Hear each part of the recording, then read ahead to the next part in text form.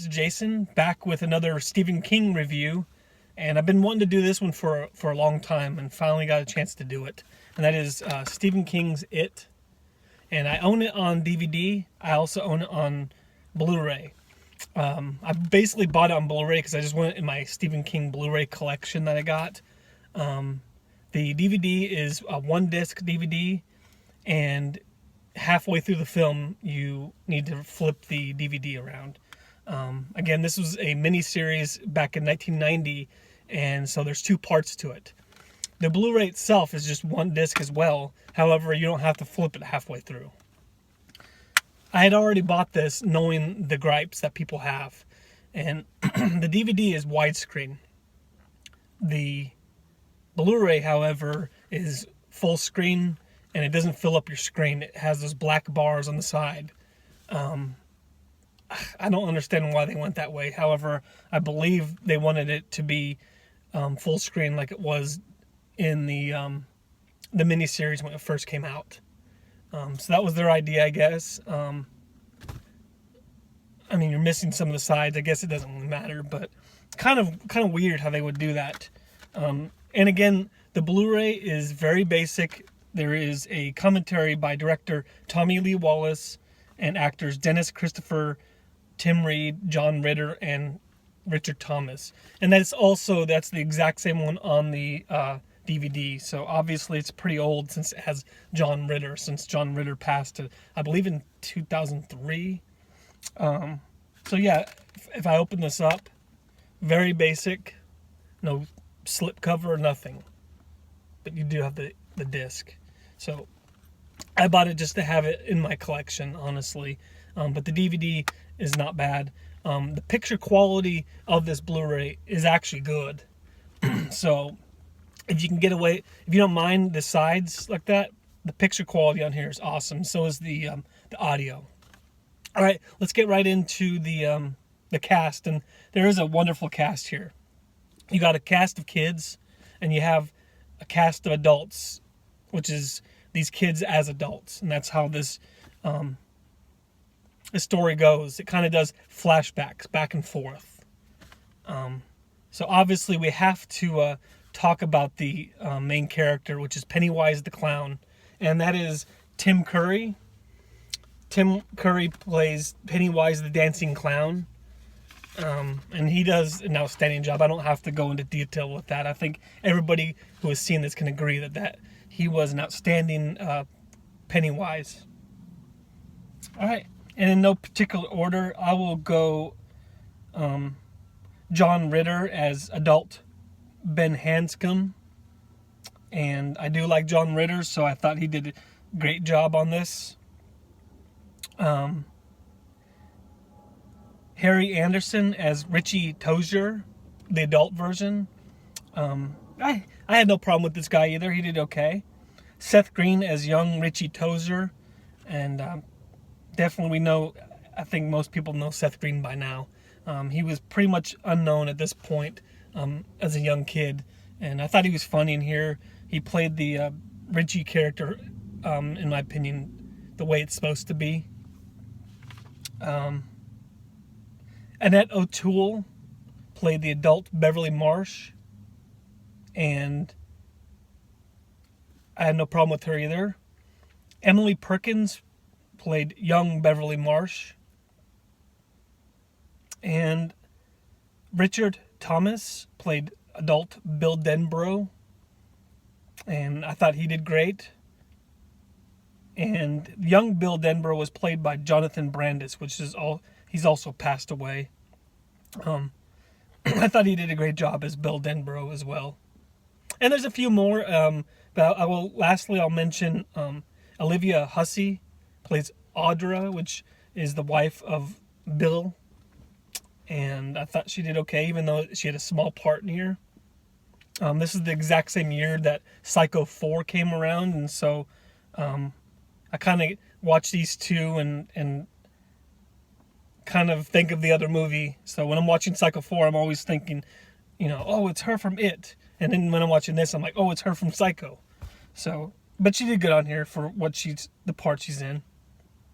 All right, let's let's get right into it. I mean, there's a few more cast members, but nothing really worth mentioning. Oh, I think I messed, since we're going to talk about most of the main kids. Yeah, Brandon Crane played the young Ben Hanscom, which is the John Ritter character. And I thought he was outstanding, the way that they described him and stuff like that. So I thought that was really cool. All right. Well, the plot is in the book, I should say. The book is, I can't even tell you how many pages. It's probably 1,000 pages.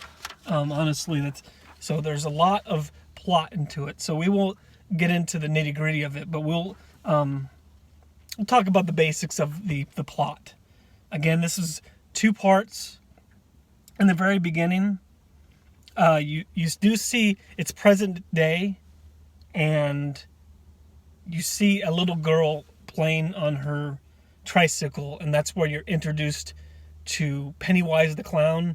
The first time I saw this scene was very scary, in my opinion. Even though, remember, this is just a miniseries on network TV, so looking back on it now, a lot of people think it's funny. There's laughable parts, but I tried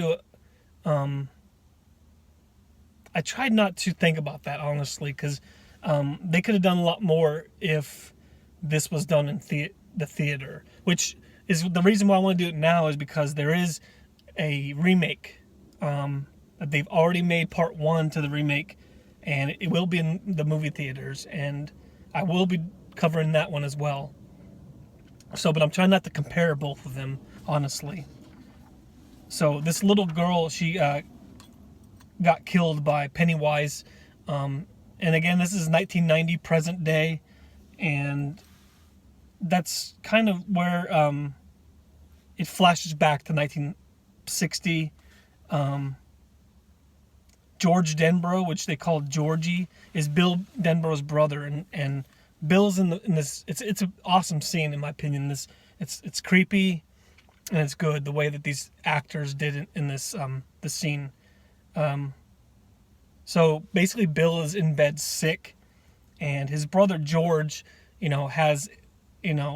loves his brother, and Bill has created him a little boat, out of a newspaper, and unfortunately he can't go outside with him to sail it around. And this scene is definitely memorable. He goes outside and it's raining outside, and the boat's going down the streams, and it goes into a ditch or a little drain, where actually we see Pennywise again here inside this storm drain. And again, this was a creepy scene watching it back in 1990.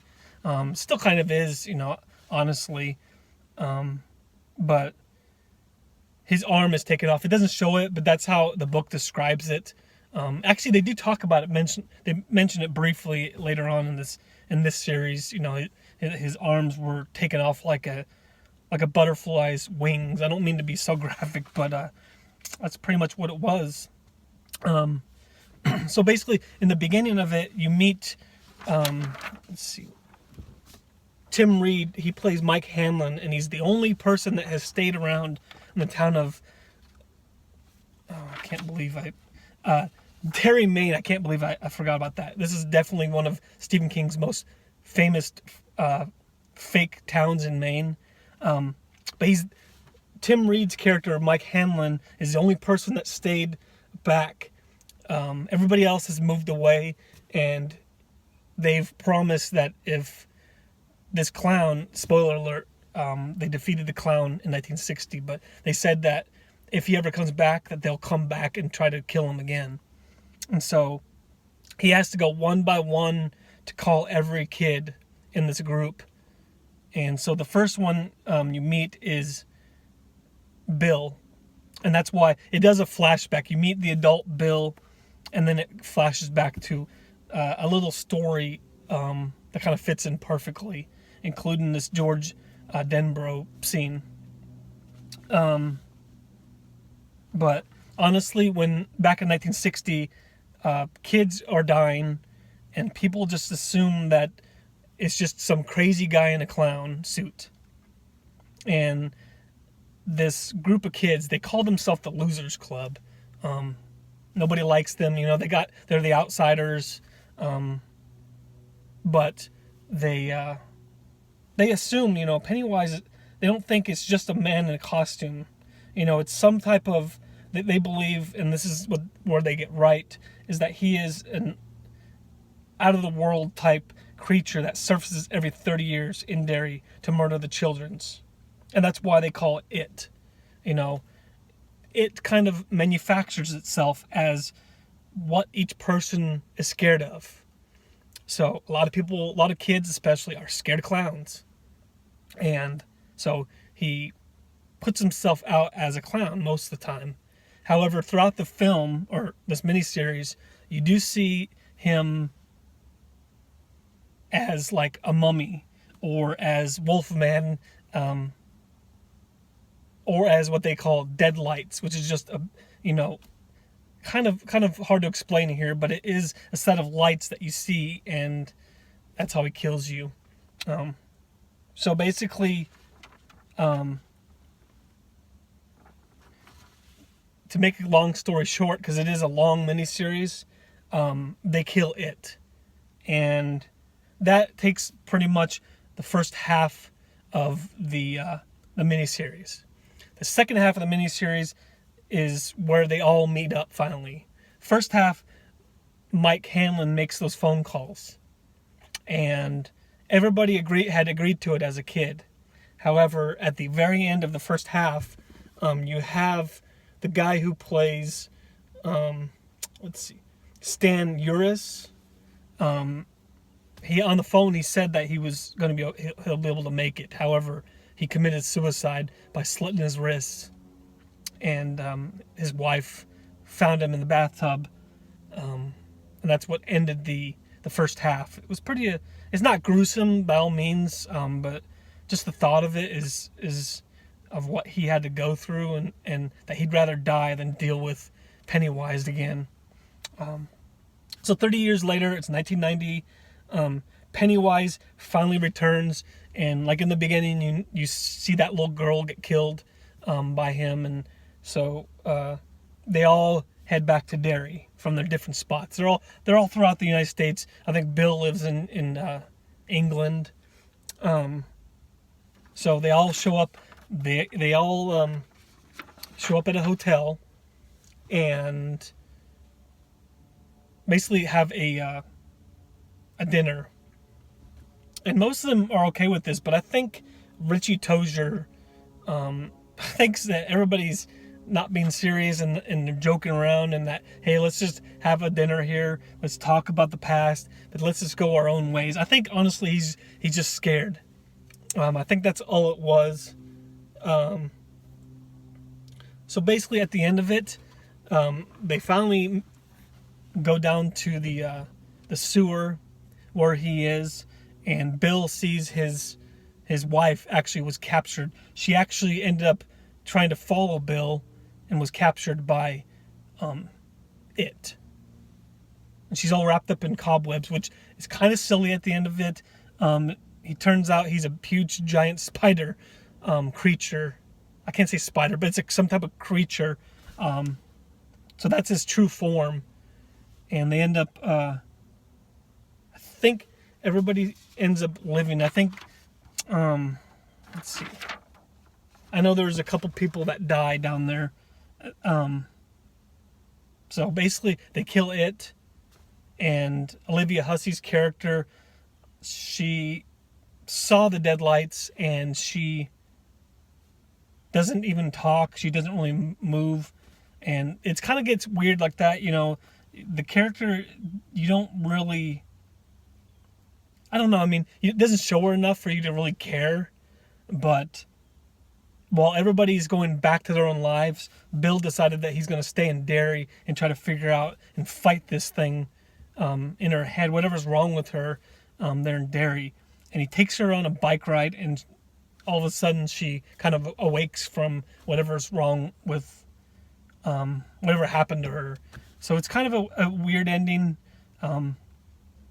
but because I liked this as a kid and I do like the book, I don't have a problem watching this. I do give it a 6 out of 10. There are some serious problems with this, but honestly, we won't even cover it here. In fact, this was kind of like a gloss over of, kind of what it's about. I could be talking about this for probably an hour at least, but I won't. But again, 6 out of 10. It's definitely watchable. Just remember, keep in mind that this was a miniseries on like ABC or something like that, so they couldn't do a lot with what they probably what the book intended, and I think that's why it's meant to be on the big screen. And they have already filmed the first part of the remake, and I think we're going to be in a bit of surprise with the stuff they can show and how closer it will be to the book. So yeah, I mean, give this one a shot.